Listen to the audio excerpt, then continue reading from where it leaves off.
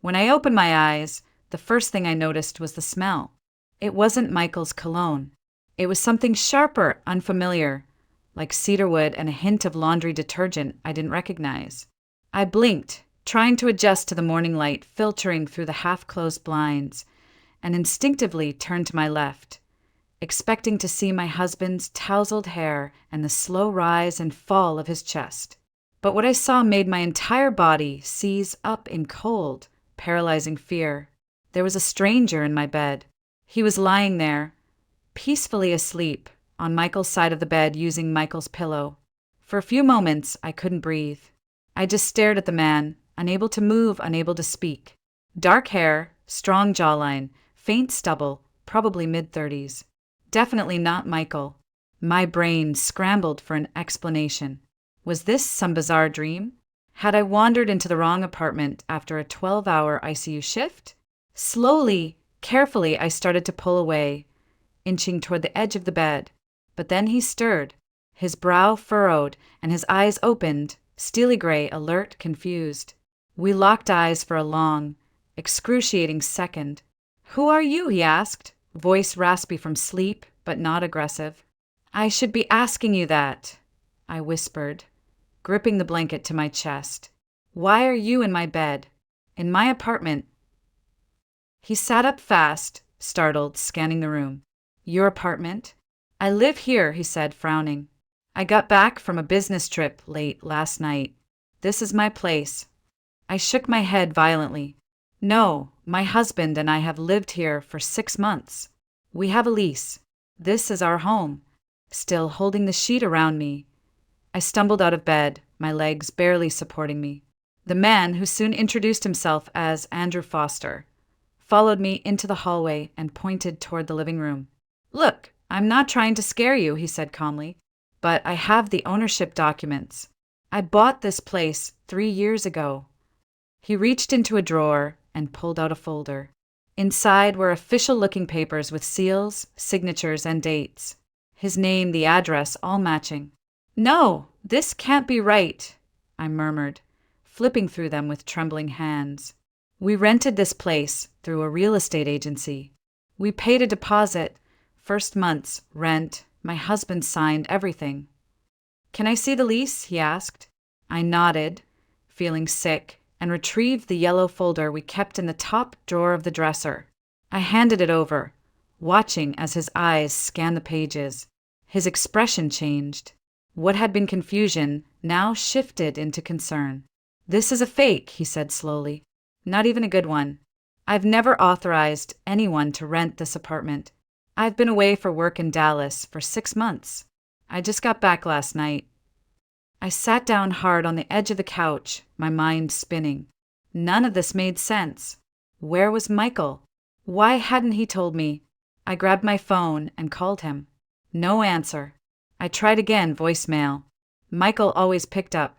Even in meetings, he'd at least text back. My heart started pounding. Something was wrong.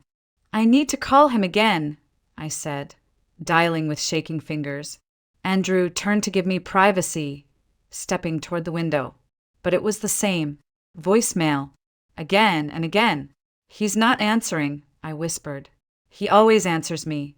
Always." I stood, walked toward the bedroom closet, flung it open, and froze. Michael's suits, his ties, his carefully pressed shirts, everything was still there. But Andrew stepped beside me and opened the other side of the closet. "These," he said slowly, pointing, "none of these are mine. And my things, they're all gone." I stared at the familiar navy blue blazer Michael wore to important meetings, the striped tie I gave him for our anniversary. How could this be happening? My husband, the man I trusted, had been living in a stolen apartment? Andrew pulled out his phone and made a call. "Roman? It's Andrew. Do you know if anyone was using my place while I was gone?" He paused, listening. 3 months ago, a guy moved in, said he bought the place. He glanced at me. Did he say his name? Another pause. "Michael Russo. Thanks." I sat down again, this time on the floor, my back against the cold wall. The name hit like a brick. That's my husband. Michael. And for the first time, I felt the full weight of what was beginning to unfold. This wasn't just a mistake. It was a betrayal. I must have sat there for 10 minutes without moving, just staring at the wall. Everything felt unreal. The warmth from the night before, the familiarity of our home, it was all a lie. My stomach churned as I forced myself to stand up and go back into the bedroom. I opened every drawer, every cabinet. Michael's things were there, yes, but only the ones that didn't matter. A few shirts, some socks, a cologne bottle half empty on the dresser. The laptop he always used? Gone. His passport? Gone. Credit cards, bank statements, files? All vanished. The essentials were missing. I opened the nightstand on his side of the bed. That's when I saw it, a plain black folder wedged in the back, hidden beneath some old receipts. I pulled it out, my hands trembling. Inside were documents, strange documents, fake leases, photocopies of IDs with different names, none of them his. But the face on each? Slightly altered photos of Michael, different hairstyles, different facial hair, slight tweaks. My throat closed. What was this? There were photos of keys, floor plans of various apartments, notes scribbled in Michael's handwriting, aliases, schedules, dates. My fingers went cold. Andrew, I called, barely able to speak. He stepped into the room, and when he saw what I was holding, his face turned grim. We sat down on the edge of the bed. I laid out the contents of the folder on the comforter. These can't be real. I don't understand. Andrew picked up one document, read silently, then looked at me. He wasn't just squatting here. He's been doing this for a while. This is a system. He's impersonated multiple people, rented or used several places under different names. And from what I can tell, he's good at it. My hands went to my temples. I was trying to breathe, but every inhale hurt. Michael's a real estate agent, I whispered. He knows the industry, the paperwork, the language. He used to talk about finding the perfect deal all the time. I thought it was just his passion for work. I didn't know he was. A knock on the door snapped me out of it. Andrew looked through the peephole. Neighbor, he said. He opened the door. An older woman with kind eyes stood outside. Andy, you're back, she said with a surprised smile. I thought you were still in Texas. I just got in last night, Andrew replied. This is Maria. She's been living here. Can we ask you something? The woman glanced at me with curious concern. Sure, dear. Do you remember when someone moved in across the hall? 3 months ago, a man, maybe mid-30s, dark hair, said he bought the unit. Oh, yes, she nodded. Polite man. Said he just closed on the place. A few days later, I started seeing his wife too. You, I suppose. I gave a weak nod. And lately? Have you seen him? Andrew asked. She frowned, thinking, well, not this week. But 2 nights ago, I saw him with a huge duffel bag.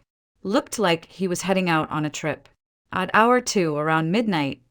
That's when it hit me. That night, I'd been working a double shift at the hospital. They'd asked me to cover for a sick colleague. I didn't get home until after 2 a.m. He waited until I was gone, until I couldn't come home early. He planned it. As soon as the neighbor left, I turned to Andrew, my voice shaking. He studied my schedule. He always asked about my shifts, when I worked days, when I worked nights, when I had weekends off. I thought it was just him being thoughtful. But now, I see it. Andrew's face darkened. He planned this down to the hour. That duffel bag? Probably full of everything he didn't want to leave behind. He sat down beside me again. Maria, we need to face the truth. Your husband isn't just hiding. He's running. Running from what? From whom? Or from what he's done? I nodded slowly, numbness giving way to a deep, aching fear. The man I married, the life we built together, might not have existed at all. And if that was true, what else had he lied about? I don't remember walking to the kitchen. My body was moving, but my mind was detached, floating somewhere between shock and disbelief. I gripped the edge of the counter just to steady myself. The world around me felt blurry. The apartment, the place I had called home for 6 months, suddenly felt foreign, like a movie set left behind after filming. I pulled out my phone again and stared at Michael's name in my contacts. I didn't dial. I just stared, hoping, somehow, that it would ring and he'd call first. Tell me it was a misunderstanding, that he was coming home. But I knew better. A thought struck me, sharp and terrifying. Our savings, the account we'd built together, dollar by dollar, month by month for 5 years. The account we'd said was for a down payment on our own home someday. I opened my banking app, hands shaking, and stopped breathing. Balance. $0. I blinked. Looked again. There had to be a mistake. I scrolled down to view the transaction history. 3 days ago, a full withdrawal. Every last cent gone. I clutched the phone to my chest, feeling the blood drain from my face. My knees buckled, and I dropped onto the floor. He took everything, I whispered. He drained our account. Andrew crouched beside me. How much? He asked gently. I could barely get the words out. $200,000. It was our entire savings, he sat back, jaw clenched. Now it makes sense, he muttered. He didn't just want free rent. He was staging an exit. The apartment, the fake documents, your money. It was all part of the same plan. I closed my eyes, trying to hold back tears. How could I not have seen this? I'm a nurse. I'm trained to notice changes in behavior, signs of distress. I work in trauma care, for God's sake. And I didn't notice the man I lived with for 5 years was lying to my face. Andrew didn't answer right away. Instead, he handed me a glass of water. We all have blind spots when it comes to the people we love, he said softly. You weren't ignoring red flags. You trusted him. That's not a weakness. That's what love is supposed to be. But it didn't feel like love anymore. It felt like I had been living in a beautifully painted illusion, crafted by a master manipulator. I need to go to the police, I said, my voice steadier now. I don't even know what I'll tell them, but I can't just sit here. He stole from you. He stole from me. He's probably done this to others. Andrew nodded. I'll go with you. We got to the police station just before noon. The place smelled like old coffee and cheap cologne. The front desk officer gave us a tired glance and asked us to wait. I sat on one of the hard chairs against the wall. Fingers knotted together so tightly they hurt. I felt like a criminal just being there, even though I was the one who'd been robbed. A few minutes later, a woman in plain clothes approached us. Mid-40s, sharp eyes, firm voice. Detective Carla Bennett, she introduced herself. I handle financial and property fraud. I understand you want to file a report. I nodded and followed her into a small, cluttered office. The blinds were closed. There were wanted posters on the wall and a faint humming from a desktop fan. She turned on a recorder and gestured for me to begin. Take your time, she said. Start from the beginning. So I did. I told her everything, from how I met Michael at the cafe by the hospital, how we moved in together, how we'd been married for 5 years, how he brought me to this apartment and said it was a great deal through a friend in real estate, how I'd trusted him with everything. When I finished, she leaned back in her chair. This isn't the first time I've heard something like this, she said. But your case, it's unusually well executed. Whoever this man really is, he's not working alone. These kinds of schemes often involve multiple people. One finds the vacant property. Another handles document forgeries. Someone else lures the target. I was the target, I whispered.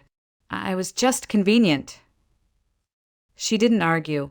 Andrew pulled out his phone and showed her the photos of the fake leases, the IDs, the notes.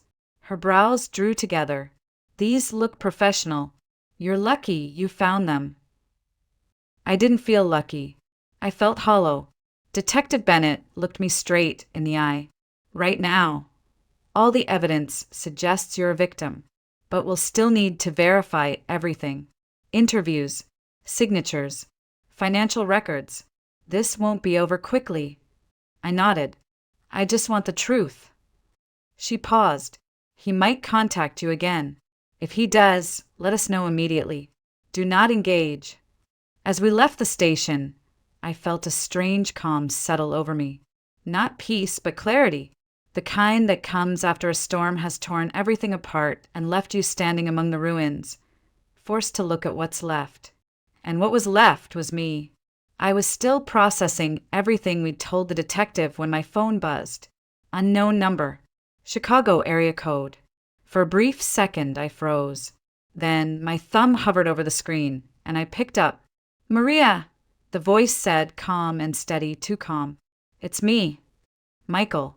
His voice sent a chill through me, not because it was unfamiliar, but because it sounded normal, as if none of this had happened, as if he hadn't just vanished and stolen our life savings and left me sleeping in a stranger's home. "Where are you?" I snapped, pacing the sidewalk in front of the station. "What the hell is going on, Michael? Why aren't you home? Why haven't you answered your phone?" "I had to leave, okay? Something came up. A work issue. I didn't mean to worry you." "Stop lying to me," I hissed. "The real owner of the apartment came back. We've discovered everything. The lease? Fake. The money? Gone. Your job? You quit a month ago. So don't insult me by pretending nothing happened." There was silence on the other end. A long one.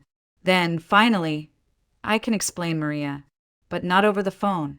Just don't do anything stupid, okay? Don't talk to anyone. Don't go to the police. I'll fix it. I'll be home soon."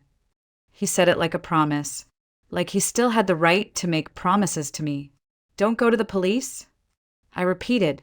"Are you serious?" "That's the first thing I did." His voice shifted. The warmth evaporated. "Maria," he said lower now, firmer. "I mean it. You don't know what you're doing. You don't know who you're dealing with." "Then tell me," I challenged. "Tell me who you are. Because clearly I've been sleeping next to a stranger for 5 years." The line went dead. I stood there, staring at the screen, heart hammering in my chest. "He knows," I whispered when Andrew walked up beside me. "He knows you're back. He knows we went to the police. He told me not to talk to anyone, not to do anything stupid." Andrew's face darkened. "Then we need to move fast." That night, we double-checked all the documents, made more copies of everything we'd found, and backed it up in the cloud. Every detail, every name, every address. It was like building a case against a ghost. I was just starting to doze off on Andrew's couch, wrapped in a blanket when the doorbell rang. My heart jumped. Andrew paused, turned off the music, and walked cautiously to the peephole. Then he stepped back. "It's him," he said. My blood turned to ice. "Michael." He nodded. "He's holding a bouquet of flowers." Of course he was, always with the performance. "What do we do?" I whispered. "We don't open that door," Andrew said firmly. "No matter what." The bell rang again. Then a second time, longer, more impatient. Then came the knock. And then his voice. "Maria, I know you're in there. Open the door. I need to talk to you." I walked toward the door on trembling legs, but I didn't answer. His voice grew louder, more insistent. "Stop this nonsense. This is ridiculous. I can explain everything." I almost laughed. "Explain everything? How do you explain 5 years of lies?" "Michael," I said from behind the door, "how are you planning to explain the forged lease? The stolen money? The double life?" There was silence. Then his voice changed. It dropped all pretense. "You have no idea what you're getting involved in. Open the damn door, Maria. Now, before things get worse." Andrew stepped forward. "If you don't leave right now," he said loudly, "I'm calling the police." Michael's reaction was instant and vicious. "And who the hell are you?" he snapped. "You think you know what's going on here? You don't. You're interfering in something that doesn't concern you." "This is my property," Andrew replied coldly. "And Maria is no longer your concern." "You'll regret this," Michael growled. "Both of you." Then footsteps. Heavy. Fast. The door to the building slammed shut. I collapsed against the wall, my breath ragged. "He threatened me," I whispered. "My husband actually threatened me." Andrew didn't say anything for a moment. Then he placed a hand on my shoulder. "No, he threatened a woman he no longer controls. That's different." And somehow that made all the difference. I didn't sleep that night. Not really. I lay on the couch in Andrew's living room, wrapped in a soft blanket, listening to the city's distant hum and the occasional hiss of tires on wet pavement. Every sound made me flinch. Every passing headlight made my stomach tighten. It wasn't fear of violence. It was fear of facing the truth, that I'd wasted 5 years of my life on a man who never existed. Andrew brought me coffee the next morning, just like he had the day before. He didn't ask how I slept. He didn't try to make small talk. He just sat beside me at the kitchen table and poured a second cup for himself. That small kindness, silent, steady, meant more than any comforting words could have. After a few minutes, he looked up and asked softly, "What was Michael like in the beginning?" I didn't know how to answer. For a moment, I was afraid even remembering him would somehow give him power. But I made myself go there. "He was charming," I said slowly. "Not flashy, just warm, attentive." He remembered every little thing I said. My favorite music, my shift schedule, how I took my coffee. He always said he was amazed by what I did, how I cared for patients, how I stayed calm in emergencies. I thought it was love. I thought I had finally found someone who saw me. Andrew nodded thoughtfully. Maybe he did, or maybe he saw something he could use. That stung more than I expected. "I feel so stupid," I whispered. How did I not see what he was doing? How could I have been so blind? "You weren't blind," Andrew said. "You were committed. There's a difference. He played a role, Maria. He studied you, your habits, your vulnerabilities. That's not love. That's manipulation." I looked away, blinking back the sting in my eyes. "We had a joint savings account," I said after a pause. Or so I thought. But really, I was just depositing into an account he had full control over. He told me it was easier that way, more efficient for long-term planning. I didn't even question it. He made me feel like I didn't need to. Andrew didn't say, "I told you so." He didn't need to. I was already drowning in shame. But then he added gently, "You trusted someone you loved. That's not something to be ashamed of. That's something to grieve." That word, grieve, hit hard, because it was grief. Not just for the money, or the apartment, or even the betrayal. I was grieving the life I thought I had, the man I thought I knew. Later that afternoon, we took a walk around the block, just to get some air. The sky was the color of ash, and the wind carried the scent of rain and distant smoke. Everything looked gray, muted like my thoughts, but moving helped. So did talking. We stopped at a bakery near the corner. Andrew bought us 2 warm croissants and insisted I eat at least half. I didn't have much of an appetite, but I forced myself. The flaky crust and buttery texture reminded me of Sunday mornings, before everything fell apart. "Have you told anyone else?" he asked as we sat on a bench nearby. "Friends? Family?" I shook my head. I don't even know what I'd say. "Hi, it turns out my husband's a con artist, and I've been living in a stranger's apartment for 6 months? They'd think I lost my mind." "Maybe," he said with a small smile, "or maybe they'd think you're a survivor." That word settled in my chest like a slow ember. Survivor. Not victim. Not fool. Not wife of a fraud. Survivor. That night, as I helped Andrew prep dinner, just pasta with marinara and some chopped spinach, I realized something strange. Despite everything, I didn't feel like I was intruding. I didn't feel like a guest. His home didn't feel like a place I was crashing in temporarily. It felt safe. After dinner, we sat with tea in the living room, soft jazz playing low in the background. For the first time in days, my body began to unclench. "Andrew," I said, turning toward him, "thank you for everything. You didn't have to help me. You could have just kicked me out and let me deal with it alone. I'm not that kind of person, he replied simply, and I don't think you should be alone right now. There was no hidden meaning in his voice, no expectation, just quiet understanding, and maybe something deeper waiting. But neither of us rushed it. Not tonight. For the first time since this nightmare began, I allowed myself to hope. Detective Bennett had told me 2 days earlier that the net was closing in. Michael's aliases had matched multiple open cases across state lines. One of her contacts at the FBI even mentioned surveillance footage showing him at another property in Denver. That night, I lay awake wondering, when cornered, would he vanish completely or come crawling back like a man with nowhere left to run? I saw him again 3 days later. I had just come back from the hospital after meeting with HR to file for an extended leave. The air outside was cold and sharp, biting through my coat, and all I could think about was getting upstairs and slipping into the warmth of Andrew's apartment. But when I reached the building's front steps, I saw him. Michael. He was sitting on the concrete steps like a man with nowhere left to go.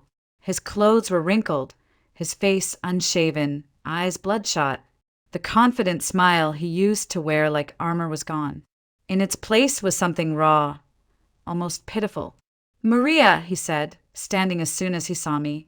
"Thank God." I didn't say a word. I didn't have the strength to yell. I just stared at him. "I've been waiting here for hours," he said, voice cracking. "Please, we need to talk. I have nothing to say to you. Please, just 5 minutes." He looked around nervously, as if expecting someone else to show up. "I screwed up, okay? I made some bad decisions. But it wasn't about you. I didn't do this to hurt you. You stole our money," I said, my voice flat. "You forged a lease, pretended you owned that apartment, disappeared for days, and threatened me when I didn't open the door. So don't tell me it wasn't about me." He ran a hand through his hair. I didn't know how else to fix it. "I owe money, serious money. There are people, they're dangerous. I thought I could get ahead of it before things got worse." "How much?" He hesitated. "1.5 million. I blinked. The number felt surreal. I laughed once, short bitter. "So you ran an entire real estate scam to pay off gambling debts?" "I didn't mean for it to go this far," he said quickly. "It started small, just some bets, small loans. But then I couldn't stop. And when I saw the opportunity, the apartment, the access, I thought if I could just make it through one big score, I could pay them off and come back clean." I stepped back, shaking my head. "You used me. You used our marriage, my job, my income. You made me believe we were building a life together, and the whole time you were playing house while building a criminal operation behind my back." "I didn't want to bring you into this," he said, voice rising with frustration. "That's why I tried to handle it alone." "You emptied the savings account," I said. "The one we built together. That wasn't handling it. That was betrayal." He looked desperate now, eyes scanning mine for something. Maybe sympathy, maybe permission. "I need help," he whispered. "If I don't pay them back, they'll come after me. After you." And there it was, the threat dressed up as concern. "Let me guess," I said, arms crossed. "You want me to take out a loan. Use my nurse's salary to bail you out of something you chose to do." "Just for now," he pleaded. "Just until I can get back on my feet. I'll get a real job, I'll make it right. Please, Maria. We were good once, weren't we?" I stared at him for a long, heavy moment. "You're not the man I married," I said, finally. "Maybe you never were." I turned toward the door. He grabbed my arm. "Please, don't do this." The touch made my skin crawl. I yanked my arm away. "You already did this," I said coldly. "I'm just choosing not to let it keep happening."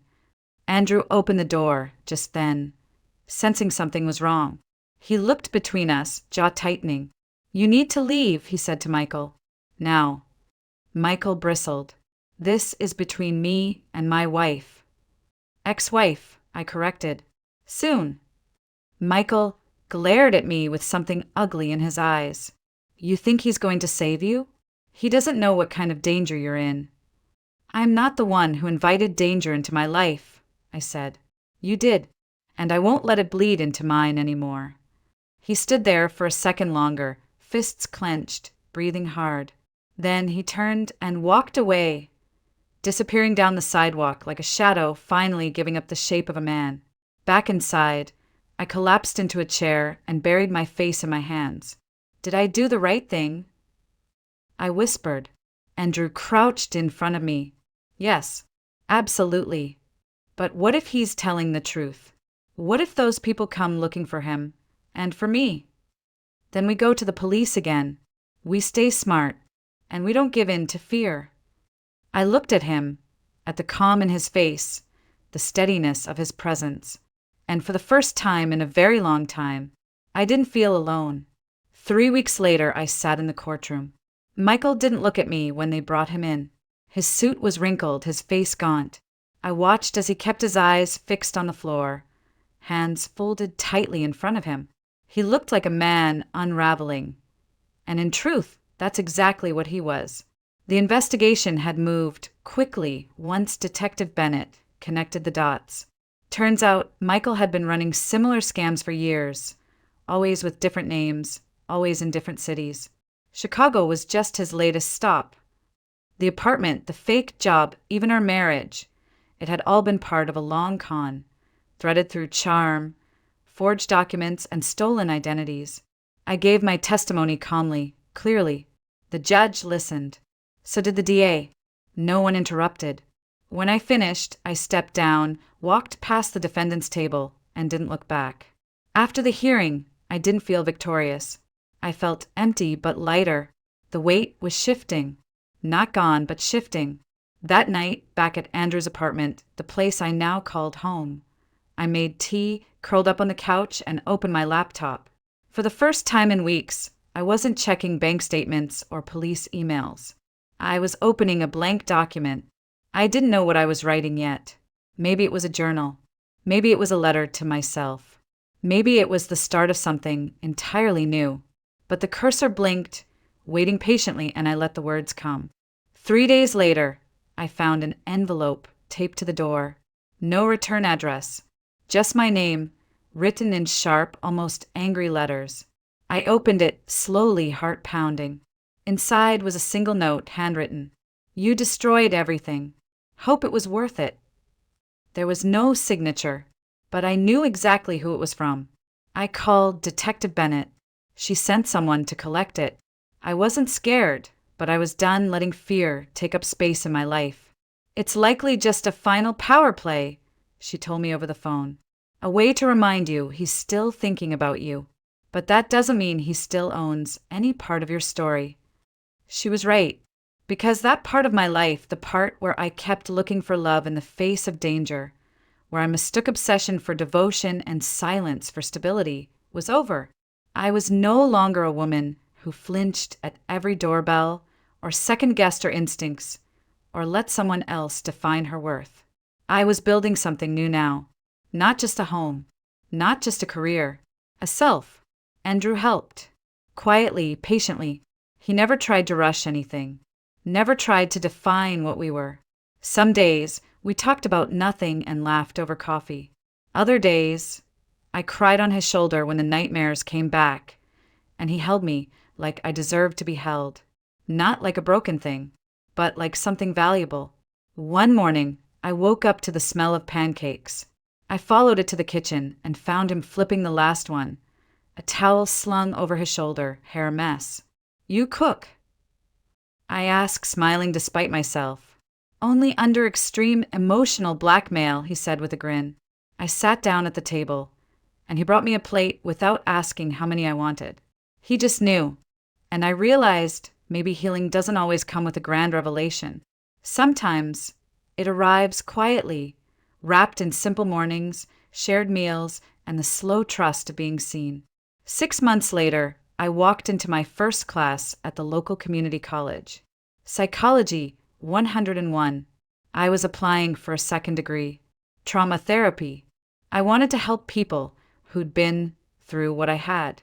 I wanted to give them words for things that once felt unspeakable. and maybe, someday, help them write their own endings. Or beginnings. Sometimes, the deepest betrayal doesn't come from enemies. It comes from those who once knew our morning routines, the shape of our silence, and how we take our coffee. And when the people we trust turn out to be illusions, it doesn't just break our hearts, it shakes the ground beneath our identity. But healing isn't about forgetting. It's about reclaiming. Reclaiming your name, your voice, your worth. Maria didn't get revenge by exposing him. She got it by refusing to shrink, by turning pain into purpose, by stepping out of the shadow of what was and choosing to write a new story on her own terms. Because sometimes survival is the loudest victory, and peace is the sweetest form of justice.